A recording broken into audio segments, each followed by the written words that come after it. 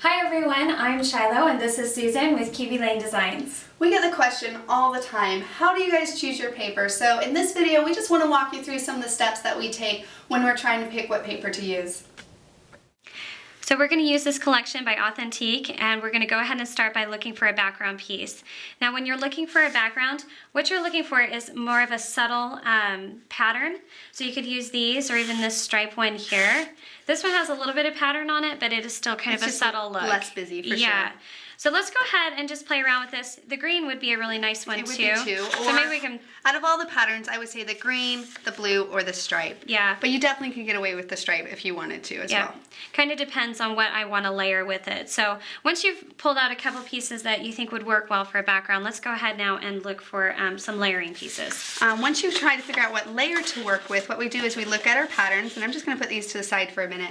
And really, which one jumps out to you? Which one do you love the most? This one definitely jumps out at me. I love that one. Absolutely. I love Argyle, and I love that it has all the different colors into that pattern. And so what you're going to do is just going to take one of your background. We're going to play with the stripe first. Okay, we're just going to see how that pops off the background piece there. And it does fairly well. You know, the colors match.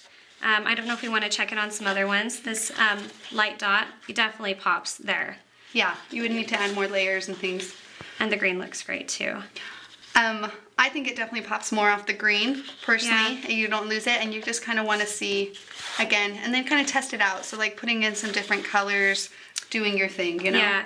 Now, the back of this really cute Argyle is the dot. So you want to be aware of that when you're selecting your patterns too. What's on the back side so that you can get the most use out of your patterns when you're figuring out your layers. So let's go ahead and use that. And of course, we've got these two patterns because we love that one. So let's decide what other patterns might look well with it. I'm actually curious on the stripe. If I'm not going to use it as my background, what it would look like to come in, because it does have the green here. That green's going to be pulled through in the stripe and the Argyle there. And what we're doing with these is we're picking what our borders and our accessories are going to be on top of our background paper. And that's really cute. What's the back of the stripe? Yeah, I was just looking. So it's this piece right here. So if we use this stripe, we're automatically going to get this one as well. And this one would be cute. Let's see how it flows on there, which isn't bad.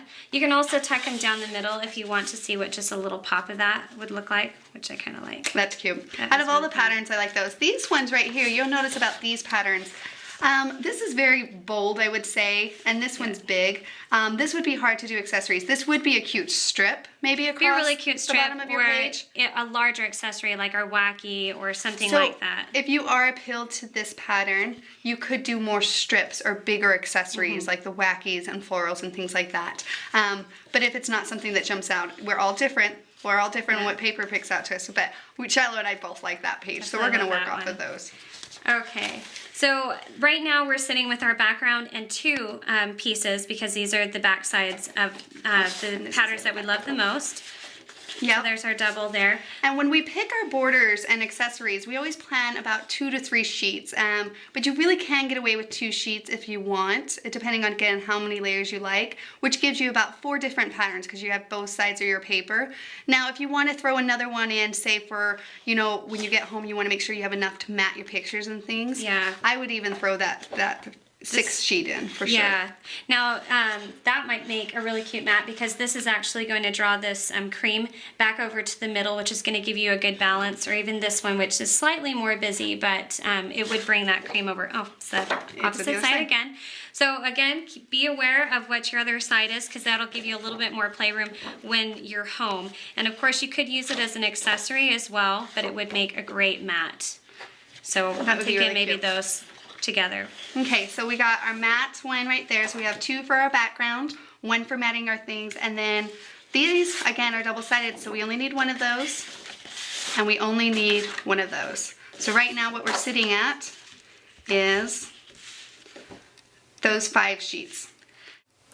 Okay, well I just wanted to show you with a completed page how we balance those patterns that we've just selected.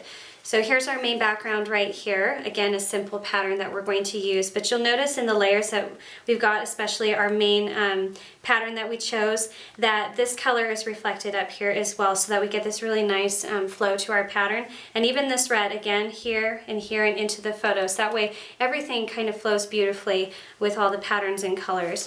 Now you can just use cardstock if you want, like I've done here.